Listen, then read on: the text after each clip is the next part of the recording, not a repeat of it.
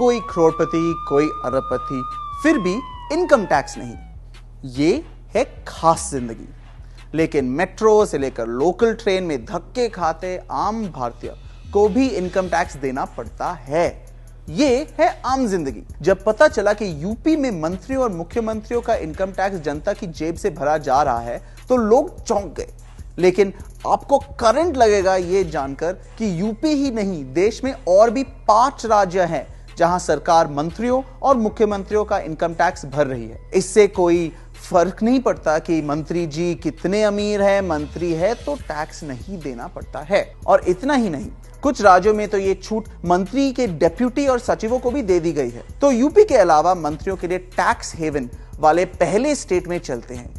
देवभूमि में आपका स्वागत है। उत्तराखंड चूंकि यूपी से अलग होकर बना, इसलिए वहां भी मंत्रियों और मुख्यमंत्रियों को नो टैक्स का नियम लागू रहा। 2010 में जब उत्तराखंड ने अपना कानून लागू किया, तब भी जनहित में टैक्स छूट को जारी रखा। दूसरा राज्य है पंजाब।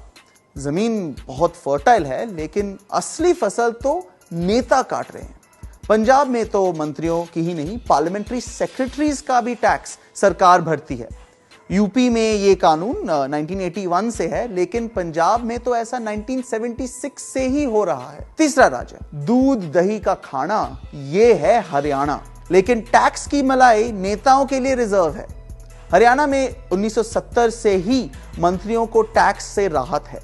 यहां एमएलए के तौर पर मिलने वाले अलाउंसेस पर भी कोई इनकम टैक्स नहीं लगता। चौथा राज्य है जम्मू कश्मीर। जम्मू कश्मीर में मंत्रियों को इनकम टैक्स से छूट देने वाले कानून 1981 से ही लागू है। ताज्जुब है कि केंद्र सरकार ने नेशनल इंटरेस्ट और जनता की भलाई के लिए जो जम्मू कश्मीर रिऑर्गेनाइजेशन एक्ट 2019 जो अभी हुआ है, जो वो एक्ट लाए थे, उसमें भी ये छूट जारी रही है।